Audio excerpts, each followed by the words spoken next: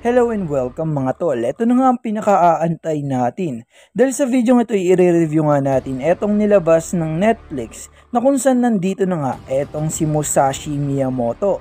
At ngayon nga i-review natin yan ay pakipindot muna etong like at subscribe button para na rin sa pag-unlad sa ating YouTube channel. At tara, simulan na nga agad natin mga tol.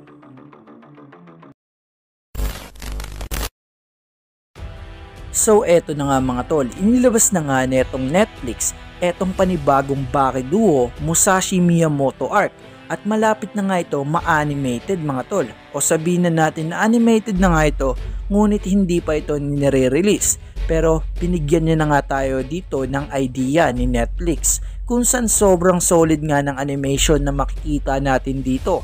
Makikita na nga rin natin dito etong si Musashi Miyamoto, katulad nga ito dito sa mga nagfa-fan art kay Musashi Miyamoto at sobrang tindi nga ng karakter na to. At syempre ang pinakaabang-abang nga dito etong laban ni Baki at pati na rin eto ni Musashi Miyamoto. At ano pa ba ang mga laban na aabangan natin dito sa Musashi Miyamoto art?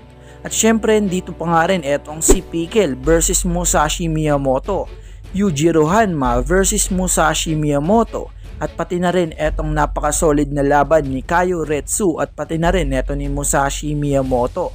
Halos lahat nga ng karakter dito sa Baki ay malalabanan nga neto ni Musashi Miyamoto, katulad kay Pickle mga tol, kung saan marami nga rin siyang nilabanan at ganun nga rin ang mangyayari sa arc na to, Musashi Miyamoto versus everyone. Pero makikita nga natin dito at sigurado ako masasatisfy nga kayo dito sa lakas ni Musashi Miyamoto at mapapasabi na lang kayo na sobrang overpower ng karakter na to.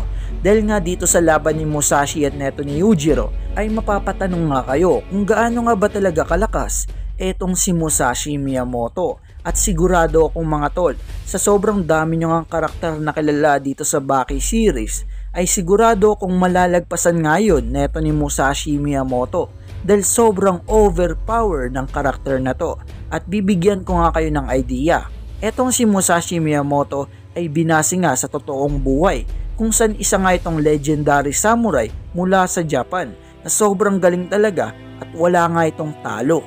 Kaya naman kung hindi mo nga kilala itong si Musashi Miyamoto at hindi ka nga nagbabasa ng manga ay napakaswerte mo.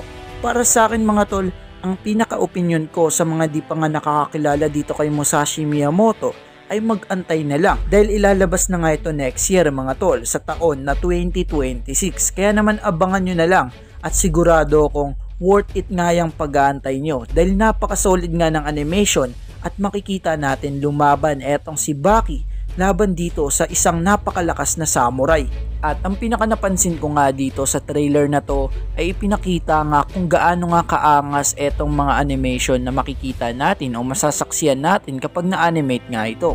At yan nga ang ating aabangan dito sa Baki Duo dito sa arc ni Musashi Miyamoto. So hanggang dito na nga lang tayo mga tol.